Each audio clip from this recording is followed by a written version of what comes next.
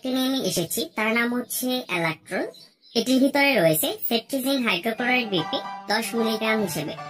তো এই অ্যালাক্ট্রল ট্যাবলেটটি সাধারণত ভাবে বলতে গেলে এটি যাদের অ্যালার্জি জাতীয় সমস্যায় ভুগছেন, যাদের শরীরে চুলকানি রয়েছে কিংবা যাদের সর্দি কিংবা এরকম জাতীয় সমস্যায় ভুগছেন, তারা এই অ্যালাক্ট্রল ট্যাবলেটটি ব্যবহার করতে পারে। আগে আমাদের জানতে হবে অ্যালার্জি আসলে কি, এটি আমাদের শরীরে কিভাবে প্রবেশ করে এবং আমরা কিভাবে এফেক্টেড হই। তার পরবর্তীতে এই অ্যালাক্ট্রল ট্যাবলেটটি খাওয়া হয়ে থাকে। তো অ্যালার্জি হচ্ছে বাইরে থেকে যদি কোনো উপাদান শরীরে প্রবেশ করে, তবে তার বিপরীতে শরীরে এক ধরনের রাসায়নিক অ্যান্টিবডি তৈরি হয়ে থাকে, সেটি হিস্টামিন রিসেপ্টরের সাথে যুক্ত হয়ে অ্যালার্জিক উপসর্গ তৈরি করে। অ্যালার্জি সাধারণত দুটি পর্যায়ে হয়ে থাকে, একটি হচ্ছে আর্লি ফেজ এবং অন্যটি হচ্ছে লেট ফেজ।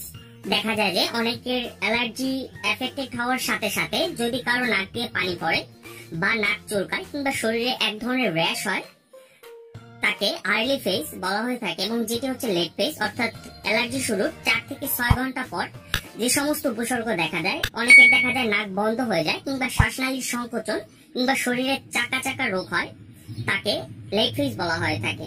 তো এই অ্যালাক্ট্রল ট্যাবলেটটি, এটি হচ্ছে সেট্রিজিন হাইড্রোক্লোরাইড বিপি। এটি এই সিজনাল অ্যালার্জি গ্র্যানুলাইটিস, অর্থাৎ বছরের একটি নির্দিষ্ট সময় এই যে অ্যালার্জি গুলো দেখা যায়, সেটাকে সিজনাল বলা হয়, সে সকল